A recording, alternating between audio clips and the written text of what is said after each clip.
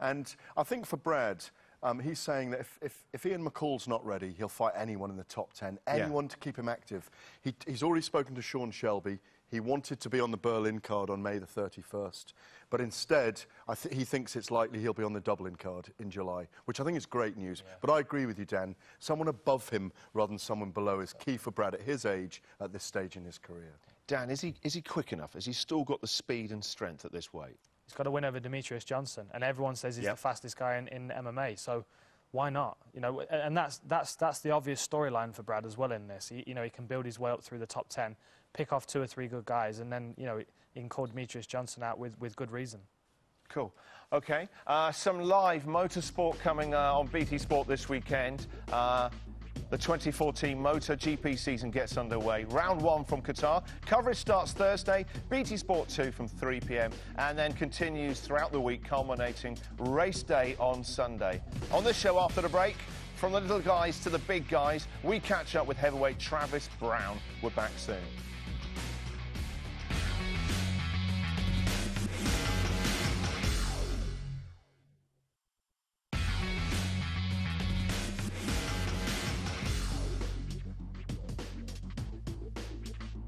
With Cain Velasquez out injured, the contenders in the heavyweight division are slotting into position. None more so than Travis Browne, who had a stellar year in 2013 with 3 knockouts. A victory over Fabrizio Verdum in Orlando in April will give him a shot at the champion. Gareth caught up with Travis earlier today. Travis Browne, a great welcome to you to UFC Beyond the Octagon. Thank you. Yeah, thanks for having me. Look, you're up in Albuquerque, New Mexico, training with Ricky Lundell, Mr. Winklejohn and Mr. Jackson, your coaches. Just talk to us about the camp. You've got 32 days to go to face Fabricio Verdum. Yeah, I also have Neil Melanson.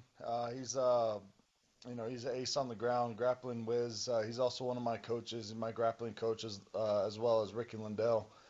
And, man, it's just, it's turned out to be a great camp, myself, John Jones, we had guys like Carlos Condit. Actually, right now we also have Tim Kennedy here.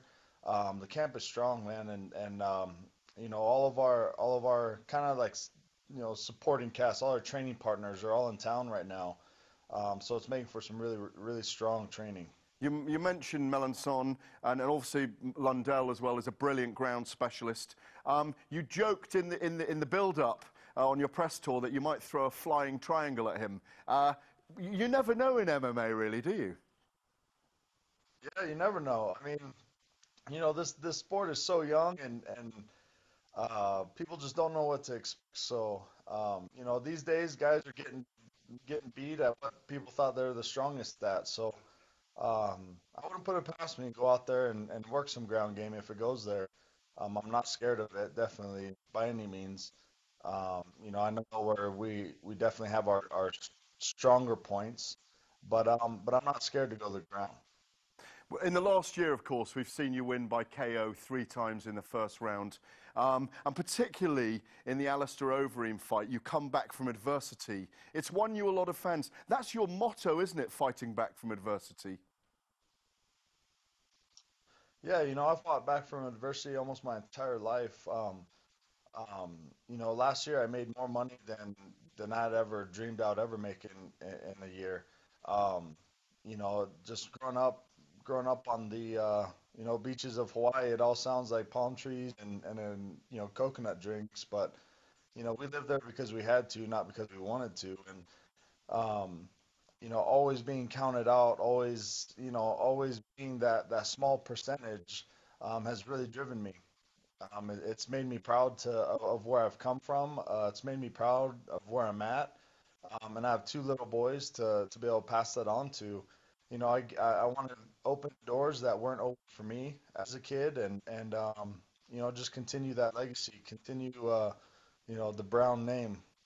One of the other things that won you a lot of fans, you and I sat down together at UFC 170, Ronda Rousey defending her title there, of course, in Las Vegas, and you'd revealed to me that you tested low for testosterone in a general medical test, but you'd never take TRT, and it won you a lot of fans. What did you think kind of 10 days later when Nevada banned TRT in their state? Yeah, that was honestly, that was very surprising. You know, I'd been part of the testing when I fought Josh Barnett. We were part of W88 testing, and it was pretty intense. It was pretty invasive. You know, just waking up at 5:30 and having somebody knock on the door to take a blood and urine sample.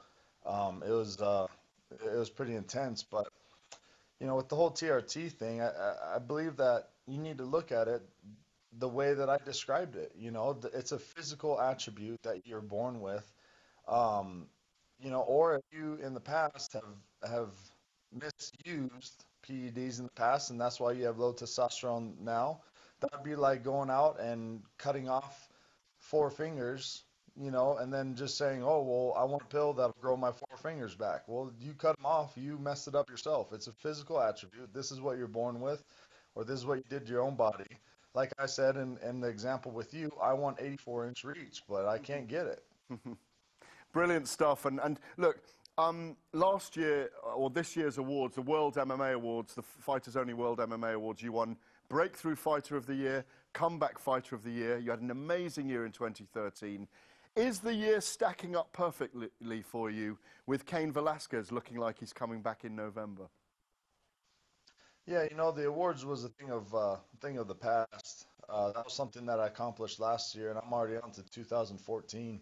I have Fabricio Verdum in front of me now in April 19th, UFC on Fox 11. And then I also, after that, I'll have Cain, hopefully in October, November. Looking like it's going to be in Mexico City, so it'll be a great opportunity to go in somebody's backyard and put on a great show.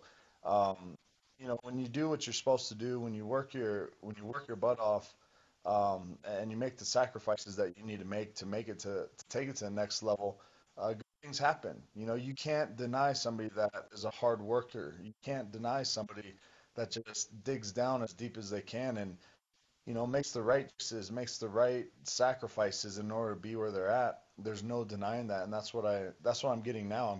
I'm reaping the benefits now from that. Travis, you've only been in the sport 5 years. You're already a shining example to every other mixed martial artist out there. Thank you for joining us tonight on the show. Stay well. We'll see you on April the 19th. Thank you.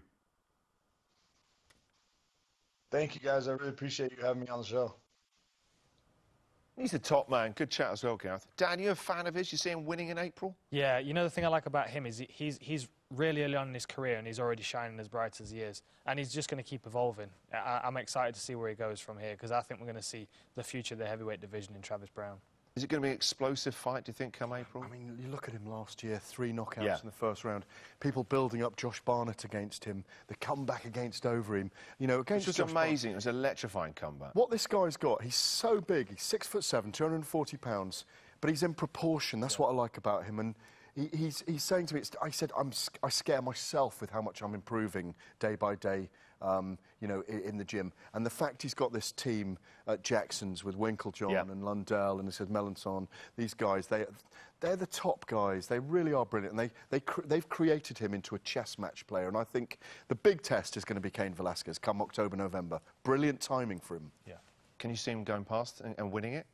I can, Cain, I do think Cain's the #1. Yeah, he is. But I do think that this guy Brown could create one of those great fights with him. Yeah, and we saw, we've seen Cain get tested a few times. I mean, even what's his name dropped him a couple of times in Germany, Czech Congo. Yeah. And Travis Browne's a big puncher, and Cain's quite undersized for a heavyweight if you think about it. If you compare him, he's not a massive guy, and I think he might be surprised by Travis Browne's strength and reach. Yeah. And when he traps you in that position against the octagon wall, his elbows have been devastating, haven't they? I mean, they've been close to being, kind of illegal at times, but he's a brilliant, devastating finisher, is what he is. Yeah. I'm starting to think if you want to be a title contender now, you need a big beard. Oh, ZZ Top, all the way. I can't grow one, that's my problem. You couldn't see on the VT there, but when he turned sideways, it was almost down to his belly. It's like Leonidas. Perfect. Yes. Yeah. OK, let's go through some UFC news. What have you got? Yeah, a little bit of news. Ross Pearson has revealed that he has been medically cleared to fight again. Great news for him. So it'd be great to see Ross back. Maybe we'll see him in Berlin, May the 31st. We might see him in Dublin on the July card. I mentioned Robert Whiteford earlier. Yeah. The UFC, on the back of his success, and Jojo Calderwood, hopefully, in the Tough 20, the strawweight women's series, they are looking at putting on an event early summer next year in Glasgow, which I think is brilliant news for us and for Scotland. I've been to the Ricky Burns fight a couple of times, the boxer, at the SECC on the docks there in Glasgow. It's a brilliant venue. It'll get used this summer at the Commonwealth Games, and it'll be brilliant to have a UFC fight there. OK, there's one other thing. Yep. There's another fight just been announced. First fight ever in Albuquerque, New Mexico. Benson Henderson against Rustam Khabilov on June the 7th. Just breaking. That is a brilliant fight. You heard it here first, kids. OK, it's breaking news from the G-Man. After the break, we look ahead to this Sunday night's UFC Fight Night. Shogun versus Henderson 2 from Brazil. We're back soon.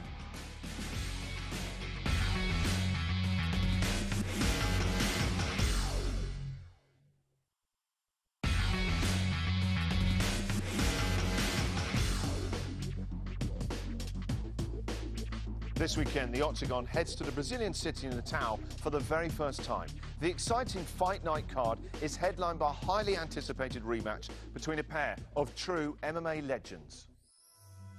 When Mauricio Shogun Rua and Dan Henderson first met back in 2011, they put on one of the greatest fights in UFC history.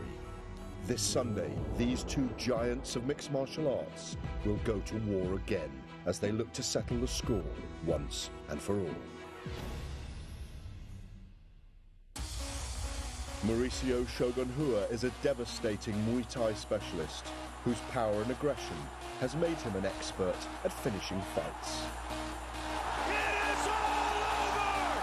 Mauricio Shogun Rua! 19 of the Brazilian's 22 career wins have come via knockout, making him one of the most fearsome strikers on the UFC roster. Spectacular performance by Mauricio Shogun Rua. Shogun became a star during his time in Pride, destroying some of the biggest names in the sport, en route